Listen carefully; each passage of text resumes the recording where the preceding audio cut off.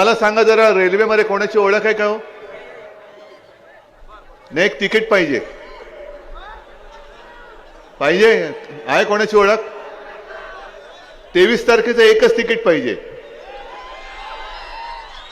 आणि ते सुद्धा गुवाहाटीचं. मग परत जाऊ दे त्यांना. काय झाडी, काय डोंगर. बसा तिकडे, झाडं मोजत बसा.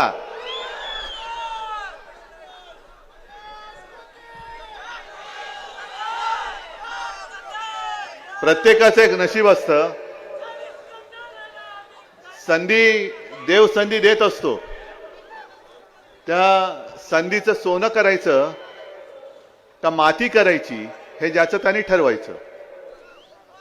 गेल्या वेळेला एका गद्दाराला आपण उमेदवारी दिली, तुम्ही सगळ्यांनी त्यांना संधी दिली, आणि त्यांनी नुसतं संधीचं नाही तर आयुष्याचं मातेरं केलं.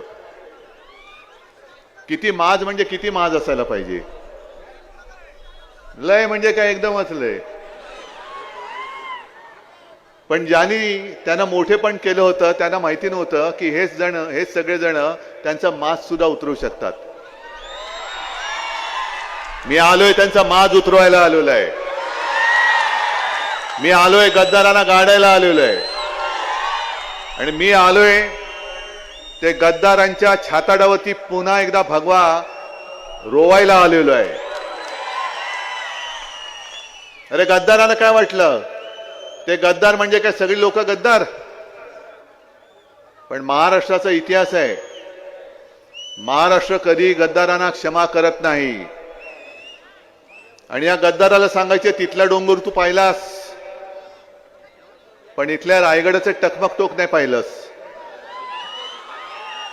हे तुला 23 तारखेला दिसणार आहे. त्या टकमक टोकावरनं हे सगळेजण कसा तुझा राजकीय कडेलोट करतील ते बघ. आणि मग तुझी जी काय मस्ती होती, काय नव्हतं दिलं, सगळं दिलं होतं. आणि प्रामाणिकपणाने सांगतो की खरं म्हटलं तर गेल्या वेळेलाच मी दीपक आबांना उमेदवारी देणार होतो,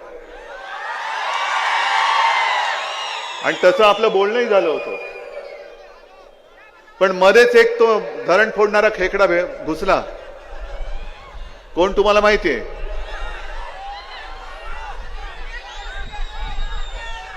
आणि त्यांनी सांगितलं की साहेब माझं ऐका, हा 100% निवडून येतो. म्हटलं ठीक आहे. मग दीपक आबांना मी हात जोडून विनंती केली की आबा जरा माफ करा, असं असं मला करावं लागतंय. आणि त्यांचं कौतुक मला एवढ्यासाठी वाटतं की त्यांना सांगितल्यानंतर कुठेही लांडी लबाडी केली नाही, गद्दारी तर अजिबात केली नाही, बंडखोरी नाही केली. पण ठीक आहे उद्धवजी, मी आणतो निवडून. म्हणजे असा सैनिक आपल्याला पाहिजे, तुमच्यासाठी लढणारा. याला म्हणतात सैनिक. आता त्यांनी सांगितलं ना किती वर्ष थांबले होते. आता झालं. जी काय मध्ये तुमच्या स्पीड ब्रेकर होते ते सगळे आता आपण सपाट केलेले आहेत. एक मोठं ढेकुळ आहे, ते पण यावेळेला सपाट करून टाकायचंय. आता निवडणूक रंगात यायला लागलेली आहे. साधारणतः 1 आठवड्यापूर्वी मी मुंबईत असताना मला पत्रकारांचे फोन यायचे की उद्धवजी यावेळेला काय लोकसभेसारखं काही दिसत नाही हो. म्हटलं का हो? नाही अजून काय असं गरम नाही होत. म्हटलं थांबा जरा, ही मशाल अजून आमची पेटली नाही, मग सगळ्यांचं सगळं गरम होईल. आता बघा कशी पेटले मशाल, धगधगते. आणि मी जिथे जातोय तिथे अशी तोबा गर्दी होते. लोक वाट बघतायत, जनता वाट बघते. जो गद्दारीचा वार त्यांनी केला तो केवळ उद्धव ठाकरेवरती नाही केला, शिवसेनेवरती नाही केला, तर आपली आई असलेल्या महाराष्ट्राच्या कुशीवरती यांनी वार केलेला आहे. आहेत आता मोदी आणि शाह फिरतायत. अमित शहाबद्दल तर काय बोलायचीच बात नाही. तो लगेरो मुन्नाबाई बघितलं होतं ना तुम्ही, त्यातले सर्किट सारखे फिरतायत. क्या करने का है भाई, किसको उठाने का है? बोल ना भाई, तू मैं करेला है ना. मैं काय माणसं, काय भाषा. आणि येऊन जाऊन काय, आता दीपक आबा तुम्ही जसं या सांगोलेकरांच्या व्यथा सांगितल्या, अजूनही त्या निऱ्या उजव्या कालव्याचं पाणी थेट टेलपर्यंत येत नाही, कधी येणार? मी विदर्भात गेलो होतो, मराठवाड्यात गेलो होतो, सगळीकडे शेतकरी हवाल दिले. इथे तुझं सुद्धा शेतकरी आलेत का? तुम्हाला शेताला भाव मिळतोय शेतमालाला तुमच्या? अरे पण आम्ही 370 कलम काढलं ना, 370 कलम काढलं ना, काढलं की नाही? मग तुम्हाला शेतमालाला भाव नाही मिळत?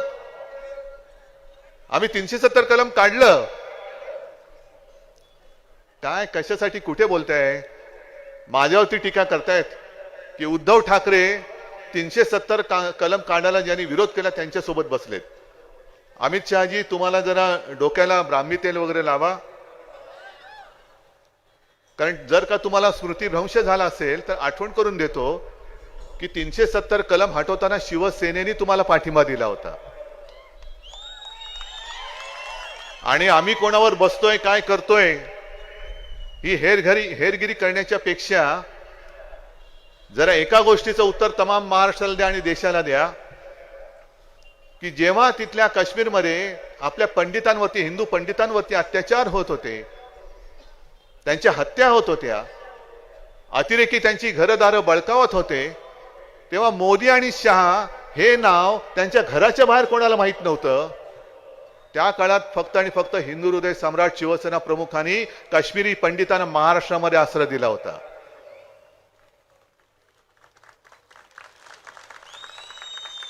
काय पंतप्रधान नव्हते बाळासाहेब? आणि मग तुम्ही 370 कलम काढल्याचा जो काही डंका पिट्टाय माझ्या इथल्या तहानलेल्या शेतकऱ्यासमोर, माता भगिनींसमोर, 370 कलम काढून किती वर्ष झाली? त्यावेळेला जेव्हा आपल्याकडे काही नव्हतं तेव्हा काश्मीरी पंडितांना महाराष्ट्रात आसरा दिला. मग पंतप्रधानपदी मोदी बसलेत, गृहमंत्री म्हणून अमित शहाजी तुम्ही बसला आहात. 370 कलम काढल्यानंतर किती काश्मीरी पंडितांना पुन्हा तुम्ही घरी घेऊन गेलात हे मला आधी पहिलं सांगा, मग तुमचा डंका पिठा. आज महाराष्ट्रातली जनता रोजगार मागते, तुम्ही सांगता 370 कलम काढलं. महाराष्ट्रातली जनता हमीभाव मागते, शेतकरी हमीभाव मागतोय, तुम्ही सांगताय राम मंदिर बांधलं. राम मंदिर बांधताना आम्ही नव्हतो तुमच्यासोबत? मी मुख्यमंत्री होण्याच्या आधी देखील गेलो होतो आणि मुख्यमंत्री झाल्यानंतर सुद्धा काँग्रेसच्या मंत्र्यांना घेऊन मी राम मंदिर मध्ये गेलो होतो.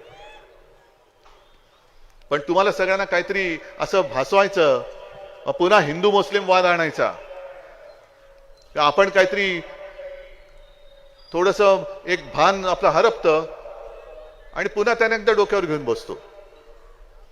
इथले जे मूलभूत प्रश्न आहेत त्याच्यावरती का नाही बोलत? एक साधा प्रश्न मी तुम्हाला विचारतो, मुंबई पासून सांगोला किती लांब आहे ना? मग एवढ्या लांब असलेली मुंबई कोणाच्या घशात घालतायत? हा, जरा मोठ्याने बोला ना. अदानी. म्हणजे 400 किलोमीटर वरती किती अंतरावरती असलेली मुंबई कोणाच्या घशात घालतायत हे तुम्हाला कळतंय? मग उद्या विचार करा, यांचं सरकार परत आल्यानंतर तुमच्या सातबाऱ्यावरती अदानीचं नाव आलं तर काय होईल? येऊ शकेल की नाही शकेल मला सांगा तुम्ही. तुम्हाला वाटतं आज अतिशयोक्ती करतोय, पण मी एक ठरवलेलं आहे, आपलं महाविकास आघाडीचं सरकार आल्यानंतर जी मुंबई अदानीच्या घशात घातले, जी त्याच्या घशातनं काढून मी माझ्या महाराष्ट्राच्या भूमिपुत्रांना तिथे मुंबईत आणि मुंबईच्या आजूबाजूच्या परिसरात परवडणाऱ्या किमतीमध्ये मी घर देणार आहे. देऊन दाखवणारच. येऊन दाखवा मध्ये आडवे. एक महाराष्ट्र म्हणून काय आपल्याला स्वाभिमान आहे की नाही? काय मोदी शहानी यायचं आणि टपल्या मारून जायचं आणि मग त्यांनी टपली मारून गेल्यानंतर मग पुन्हा आपण शाहू फुले आंबेडकर म्हणून उभं राहायचं? हा महाराष्ट्र मर्दांचा महाराष्ट्र आहे. या महाराष्ट्राला तुम्ही पायपुसणं समजू नका. आणि दुसरा एक विषय फार महत्वाचा, तुम्हाला आज ही अतिशयोक्ती वाटत असेल, पण शांत डोक्याने विचार केल्यानंतर पट्टे की नाही ते मला सांगा. हा संपूर्ण पट्टा इथून पश्चिम महाराष्ट्र हा सहकाराचा पट्टा आहे ना. मग ते साखर कारखाने असतील, सहकारी बँका असतील, इतर काही उद्योग असतील. आजपर्यंत कधीही स्वातंत्र्यानंतर सहकार हा राज्याचा विषय, पण केंद्रामध्ये सहकार खातं तयार केलं गेलं आणि ते खातं अमित शहानी स्वतःकडे ठेवलेले. आता यांना जे काय वाटतंय, पलट्यात तिकडत ना, अजित पवार बिवार सगळे जात आहेत, धाडी पडल्यानंतर सगळे पलटायत आणि त्यांना निवडून देण्यासाठी प्रचार करतायत. त्यांच्या लक्षात येत नाही भाजपची नीती ही वापरा आणि फेका अशी नीती आहे. काम पाहिजे, काम करायचंय तेव्हा वापर करायचा. पुन्हा मुख्यमंत्री पदाची स्वप्न पडतायत, मला माझ्या महाराष्ट्राची स्वप्न पडतायत. मला माझा महाराष्ट्र डोळ्यात देखत लुटला जातोय हे बघवत नाही, म्हणून मी ती सगळी सत्ता असो किंवा भाजप असो त्यांना लाथ मारून मी तुमच्यासोबत तुमच्यासाठी लढायला उभा राहिलेलो आहे. कोणीतरी पाहिजे की नको? सगळेच जर का लाचार झाले तर मग महाराष्ट्र कोणाचा राहील? छत्रपती शिवाजी महाराज, शाहू फुले, आंबेडकर यांचा महाराष्ट्र राहणार का मोदी, शाह आणि अदानीचा महाराष्ट्र होणार? हे ठरवणारी ही निवडणूक आहे. हे ठरवणारी ही निवडणूक आहे. अजूनही इथे तुम्ही काय काय सांगत होता, डाळिंब प्रक्रिया प्रकल्प पाहिजे, दुधाचा पाहिजे, याचा पाहिजे, का झाले नाहीत अजून? MIDC तरी आहे, बंद पडले. मग तुम्ही कुठे जाणार उद्योगाला? गुजरातला? हा, मोदी आले का सांगा, सगळे अर्ज द्या, आम्हाला पण घेऊन जा अहमदाबादला. नाही, सुरतला गद्दार जातात. आणि म्हणून मी ठरवलंय, तुम्ही बोलत बरं झालं, सुरतीची आठवण केली बरं झालं. मी तर ठरवलेलं आहे, तुम्हाला मंजूर आहे की नाही सांगायचं.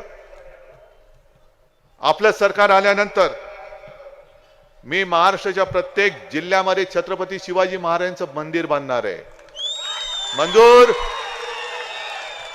आणि फक्त महाराष्ट्रात बांधून नाही थांबणार, मी सुरतेला सुद्धा महाराजांचं मंदिर बांधणार आहे, सुरतेमध्ये सुद्धा. मग तुम्ही माता भगिनी इकडे मोठ्या प्रमाणावरती जमल्यात, त्या म्हणतील हे सगळं ठीक आहे, आमचं काय? आम्हाला बरे की 1500 रुपये मिळत आहेत. बरे का हो? 1500 मध्ये घर चालतंय? काय मिळतं 1500 मध्ये? डाळ, तांदूळ, साखर, तेल, काय मिळतं? अरे आनंदाचा शिधा मिळतो की नाही? हा, नाही मिळत. जे नाही मिळत ते नशीबवान आहेत. हा, कारण ज्यांना मिळतो त्यांच्या आनंदाच्या शिद्यामध्ये लेंड्या मिळत आहेत. आणि हा मिंद्याचा आनंद, आणि त्या मिंद्याच्या आनंदाचा शिदा म्हणजे त्या शिद्यामध्ये लेंड्या उंदराच्या. आणि म्हणून आणखीन एक जे आपण ठरवलेलं आहे की आपलं सरकार आल्यानंतर महागाईने सगळे तुम्ही जे बेजार झालेले आहात, जीवनावश्यक 5 वस्तूंचे भाव आपण पुढची 5 वर्ष स्थिर ठेवून दाखवणार, म्हणजे दाखवणारच. आणि ते सुद्धा शेतकऱ्याचं नुकसान होऊ न देता, अजिबात होऊ देणार नाही. कारण काहीतरी या गोष्टी केल्या पाहिजेत. मुलींना मोफत शिक्षण मिळतं. आता दीपक आबा तुम्ही सांगितलं मुलांना मुलीच मिळत नाही. का नाही मिळणार? मिळायलाच पाहिजे. नोकरी पहिली मिळाली पाहिजे. आणि नोकरी मिळायची असेल तर पहिलं शिक्षण मिळालं पाहिजे. आणि म्हणून आपण आणखीन एक जे वचन तुम्हाला मी देतोय, जसं मुलीला मोफत शिक्षण मिळतं तसं मी महाराष्ट्रातल्या प्रत्येक मुलाला सुद्धा मोफत शिक्षण देणार, म्हणजे देणारच.